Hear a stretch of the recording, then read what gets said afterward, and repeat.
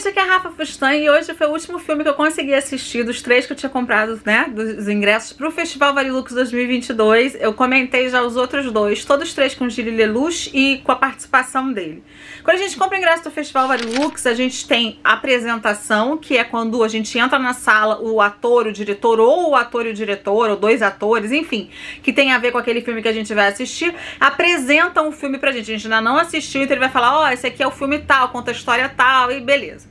Tem também o debate, nunca é feito os 2 ao mesmo tempo, né? Geralmente eles fazem o debate de um e entram na próxima sessão pra fazer a apresentação do outro.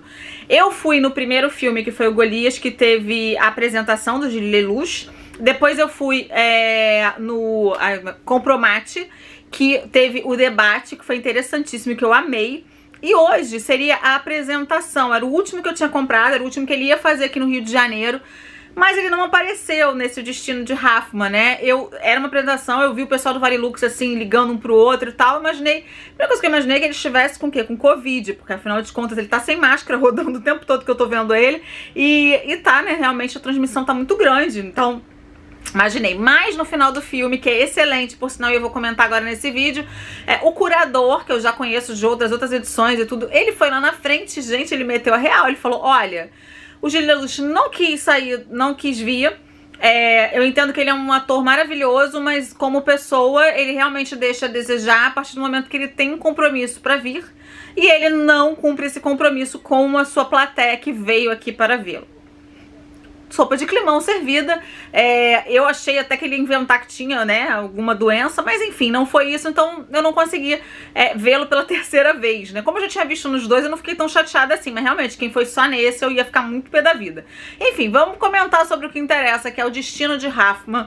Gente, é um filme daqueles assim, de Segunda Guerra, de esconder, vou comentar.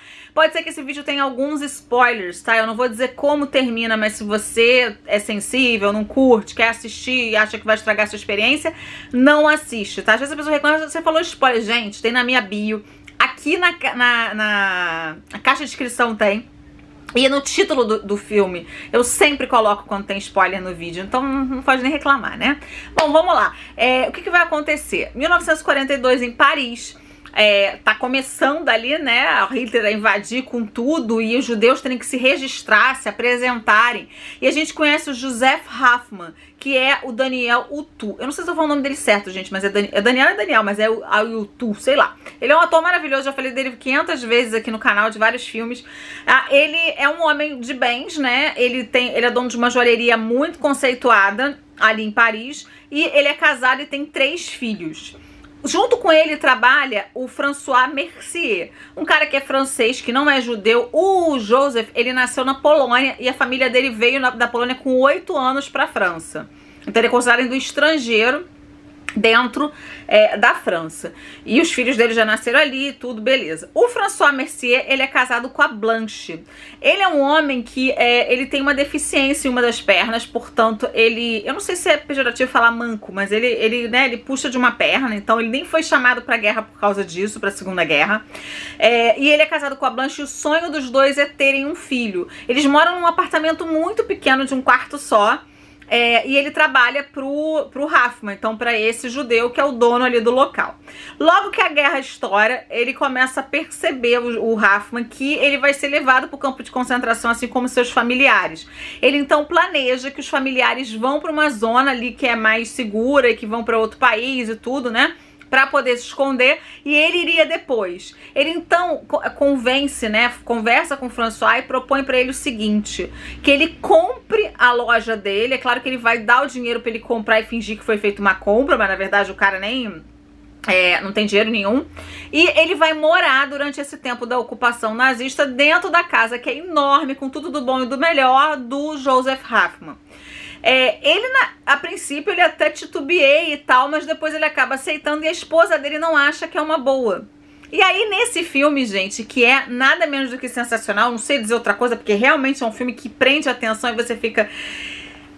O grande boom da história é que a saída do Hoffmann de dentro da casa dele não dá certo, ele precisa voltar. E ali os papéis se invertem.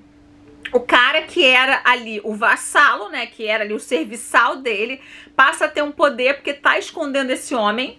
E esse cara aqui começa o cara que ganha algum poder, porque começa os nazistas a irem lá e ele se sente muito importante, ele muda totalmente o jeito dele. Tem uma frase da esposa dele que diz: você nunca deveria ter dado a loja para o François. Porque quando a gente não tinha nada, ele não almejava nada. Quando a gente passou a ter algo, ele não tem limites pro que ele quer. Então ele vai mudar totalmente dessa pessoa bacana e tudo, inclusive com a esposa dele, pra ser um homem que só pensa em si, no que os outros pensam dele. Existe um grande plot na história, que eu não vou citar porque seria um spoiler gigantesco e vai estragar enfim, a experiência de vocês, que tem a ver com os três dentro daquela casa. E quando isso acontece, eu me senti como mulher extremamente ofendida, agredida e com muita raiva do personagem do Gilles Lellouche, que ele faz maravilhosamente bem. Ele se transforma no grande vilão da história. Enquanto o outro cara ali, que na verdade, né, tá ali numa posição super difícil, querendo falar com a família tá em outro lugar, e ele com medo de ser mandado pro campo de concentração, ele acaba sendo o elo fraco da história. Quando na verdade tudo aquilo ali, né, por direito seria dele se não fosse os nazistas invadindo e tirando todos os direitos dos judeus. Gente, é um filme que ele é baseado numa peça de teatro. E, portanto, não tem muitas locações diferentes, mas nem precisa para que a gente entenda o que acontece, qual é o conflito maior dessa história. É um conflito ético, um conflito de nível hierárquico, enfim, é um conflito moral que acontece ali dentro, e eu não esperava o final. Eu até pesquisei, falou que é inspirada em uma história real, mas eu não achei a história real para dividir aqui com vocês. Então, né, fica aí a dúvida se realmente tudo foi de história real, se foi um roteiro que foi, enfim, né, que a peça de teatro foi uma coisa... não, eu tinha ouvido, desculpa, gente, que até gaguejei aqui.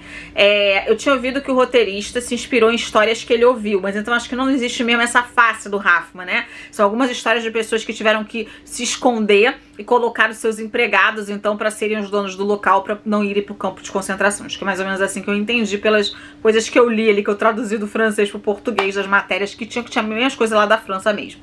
Bom, é isso. Eu fechei com chave de ouro esse meu... Eu gostaria muito de ir no outro final de semana, vocês sabem que tem Bienal. Então eu vou deixar esse videozinho aqui pra vocês. Se vocês conseguirem ir, se estiver passando na cidade de vocês, se vocês tiverem a oportunidade de assistir em streaming, enfim, seja qual for a forma, assistam, porque vale muito a pena. É um filme com um final maravilhoso, atuações fantásticas. Uma pena que eu não vi os vídeos mais uma vez, porque foi maravilhoso também conhecer esse ator. Eu vou ficando por aqui, minha nota principalmente que é excelente. Um beijo grande, até o próximo vídeo, pessoal. Tchau, tchau.